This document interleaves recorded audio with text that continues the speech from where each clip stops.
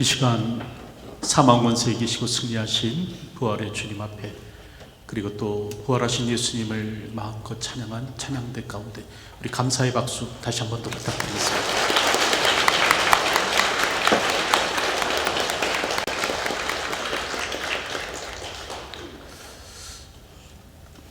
오늘은 부활주일이죠. 부활이란 우리가 알듯 다시 살다 라는 의미인데, 헬라어로는 아나스타시스입니다.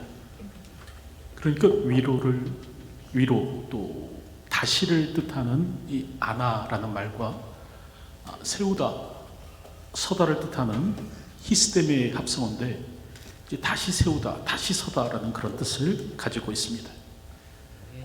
그럴 때 이 말이 신약 성경에서는 죽었다가 영원하고 새로운 몸으로 다시 살아나는 것, 다시 말하면 이제 예수님의 부활과 성도들의 부활을 표현하는 단어로 사용이 되는데, 여러분 그럴 때 이 말은 이제 소생이라는 말과는 조금 구별이 됩니다.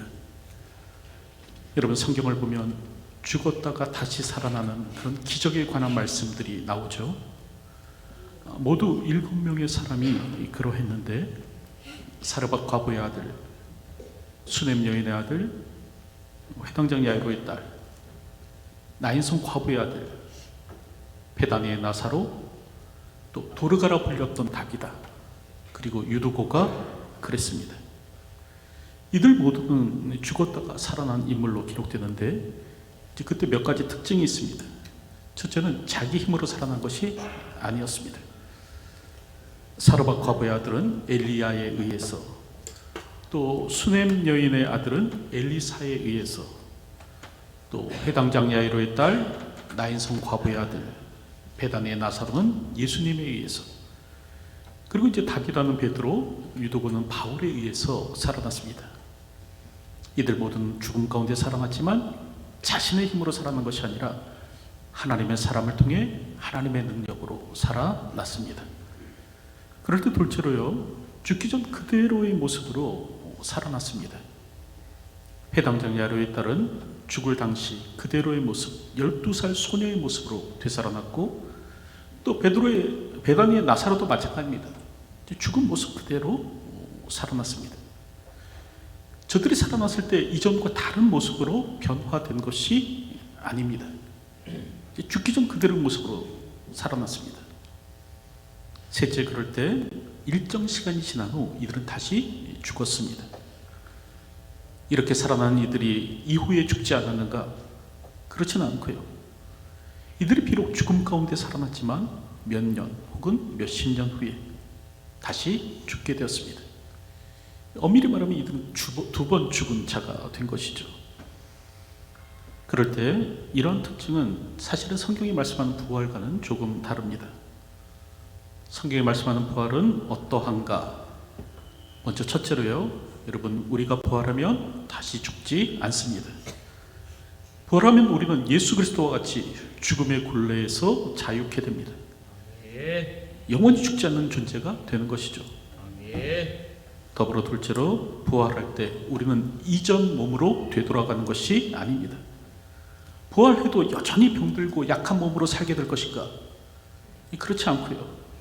여러분 우리가 부활하면 이전에 입었던 몸과는 전혀 다른 새로운 몸을 입게 될 것입니다. 그래서 부활장이라고 불리죠. 고린도전서 15장을 보면 이렇게 말씀합니다.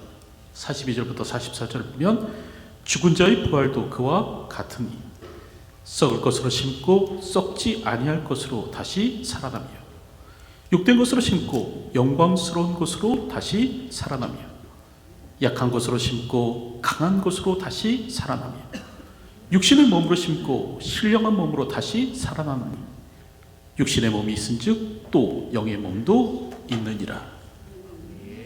여러분 성경은 부활 이전의 몸은 썩을 것이지만 부활 이후의 몸은 썩지 않는다 말씀합니다. 부활 이전의 몸은 육된 것이지만 부활 이후의 몸은 영광스러운 것이란 거예요. 부활 이전에는 약하나 부활 이후에는 강할 것이며, 부활 이전은 육의 몸이나 부활 이후에는 신령한 몸이 될 것이다 말씀합니다. 여러분, 그럴 때 여기서 이제 신령한 몸이라는 말은 육체가 없는 그 비육체적인 영혼만 존재하는 그런 몸이 아니라, 여기서 신령한 몸이라는 말은 뭐냐면, 부활 이전에는 오늘 우리가 육의 몸, 그러니까 육체의 힘과 에너지로 움직였다고 한다면, 부활 이후에는 하나님께로부터 부여되는 생명으로 인해 움직이는 몸임을 말씀하는 것입니다. 여러분, 오늘 우리는 몸의 부활도 믿는 자들이죠. 영혼의 부활만이 아닙니다. 우리는 몸의 부활도 고백하는데, 그래서 사도신경 고백할 때 그렇게 고백하지 않습니까? 몸이 다시 사는 것과 영혼이 사는 것을 믿사옵나이다. 그렇게 고백하는 겁니다. 그럴 때 오늘 우리는 다시 신령한 몸으로 살게 되는데요. 그럴 때 여기서 신령한 몸이다라는 말은 무슨 말이냐면, 썩지 아니하고 영광스러우며 강하고 죽지 않을 몸을 갖게 될 것이다 라는 그런 의미입니다. 그럴 때 이것이 가능한 근거는 무엇인가? 바로 예수님의 부활입니다. 예수님께서 사망 권세 이기시고 부활하셨다는 거예요. 여러분, 예수님의 부활은 기독교 신앙의 초석입니다. 여기서 초석이라는 말은 기초라는 말이죠. 기초석이라는 뜻인데요. 여러분, 이게 흔들리면 건물이 무너지는 것 아닙니까? 예수님의 부활이 바로 이와 같습니다. 예수님의 부활이 흔들리면 여러분, 기독교는 무너지고 말아요. 그래서 오늘 우리가 읽은 본문을 보면 바울이 그렇게 말을 하죠. 그리스도께서 다시 살아나신 일이 없으면 너희의 믿음도 헛되고 너희가 여전히 죄 가운데 있을 것이요 또한 그리스도 안에서 잠자는 자도 망하였으리니. 더불어서 고린도전서 15장 14절을 보면 그리스도께서 만일 다시 살아나지 못하셨으면 우리가 전파하는 것도 헛것이요 또 너희 믿음도 헛것이며 말씀합니다. 여러분, 이처럼 바울은 헛것이다 이렇게 말을 하는데요, 예수님의 부활이 없다면 모든 것이 헛것이라는 겁니다. 우리의 믿음은 헛된 것이 된다는 거죠. 여러분, 이처럼 기독교의 기초에는 부활이 있습니다. 예수님의 부활이 없으면 우리의 신앙은 헛것이 되고 맙니다. 그래서 성경은 예수님의 부활의 확실성을 우리에게 말씀하는데, 여러 부활의 목격자에 대해서 기록하죠. 먼저는 갈릴리의 여인들이 있었습니다.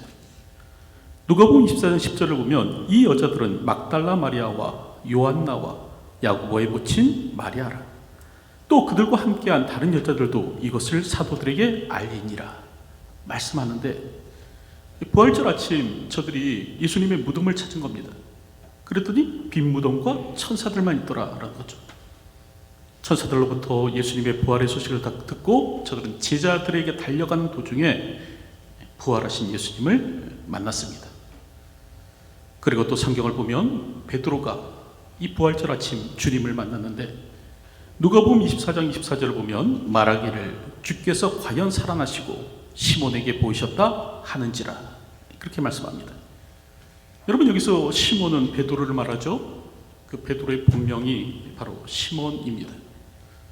더불어서 누가복음 24장 13절을 보면 엠마오로 가던 글로바라 하는 제자와 또 한 제자가 예수님의 부활을 목격하였고, 또 누가복음 24장 36절을 보면 도마를 제외한 11제자가 부활하신 주님을 보았습니다.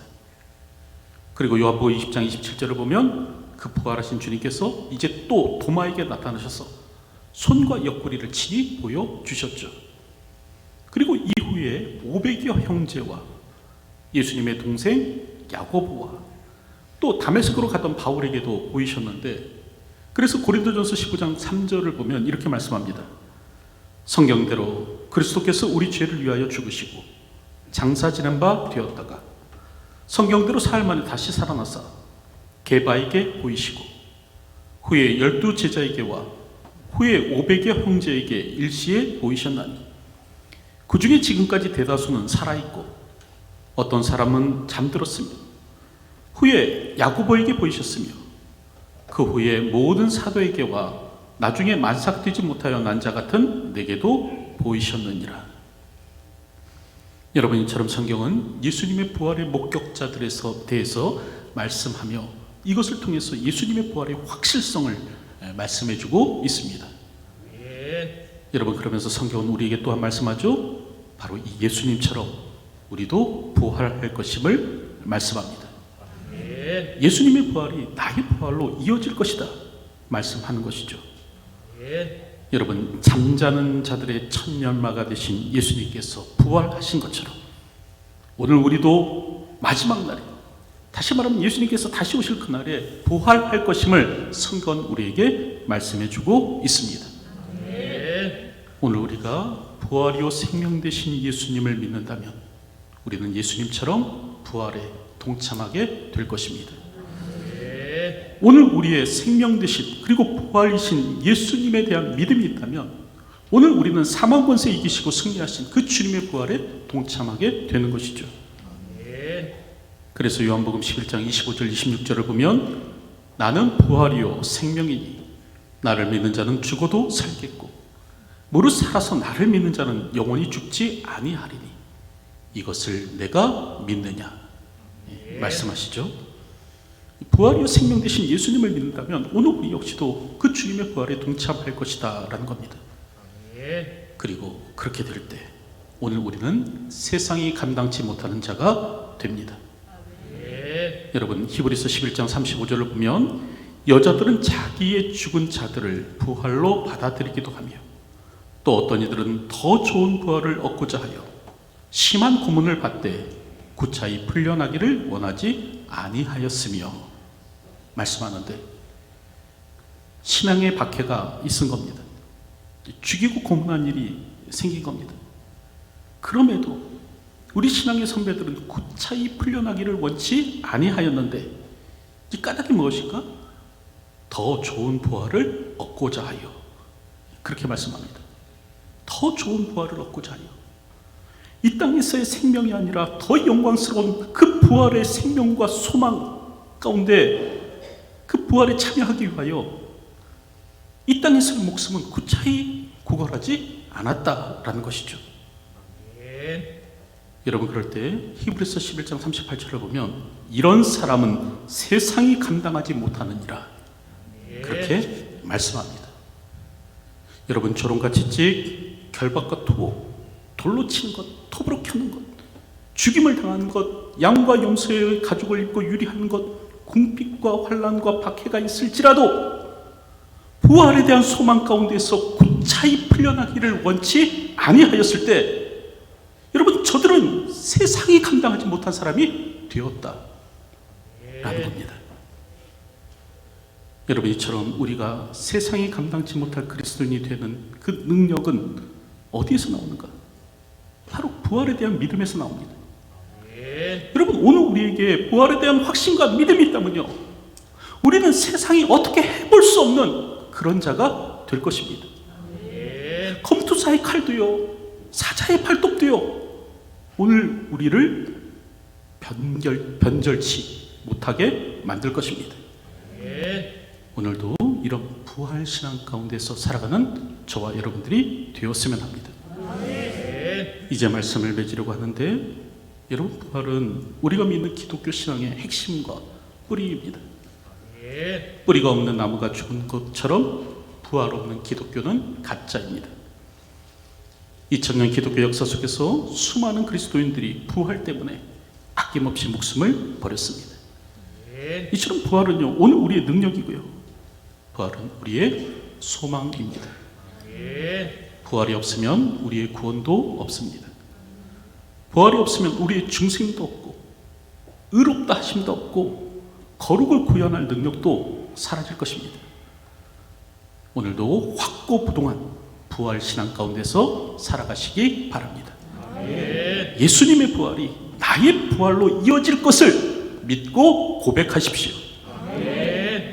2000년 전 예수님의 부활하심을 기념하여 지키는 날을 맞이하여 다시 한 번 더 부활의 소망과 능력으로 이 땅을 살아가시는 저와 여러분의 삶이 되시기를 주님의 이름으로 축원드립니다.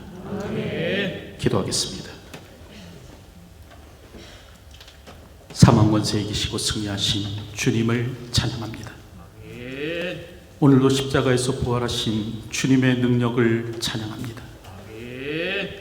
부활절을 맞이하여 이 시간 우리 안에 부활의 소망이 있게 하여 주시고, 오늘도 주님처럼 우리도 부활할 것임을 확신하며 믿음 가운데 이 땅을 살아가는 저희들이 되게 하여 주시옵소서. 오늘도 우리 안에 부활 신앙이 자리 잡음으로 말미암아 세상이 감당치 못하는 자로 이 땅을 살아가는 저희의 삶이 되게 하여 주시기를 소원합니다. 오늘도 부활에 대한 확실한 믿음과 신앙 가운데에서 세상이 감당치 못할 그리스도인으로 이 땅을 살아내는 저희들이 될 수 있도록 도와주시옵소서. 다시 한 번 더 주님의 부활이 나의 부활로 이어질 것임을 믿으며 고백하며 이 땅을 힘있게 살아가는 그리스도인 되게 하여 주시옵소서. 예수님의 이름으로 기도하옵나이다. 아멘.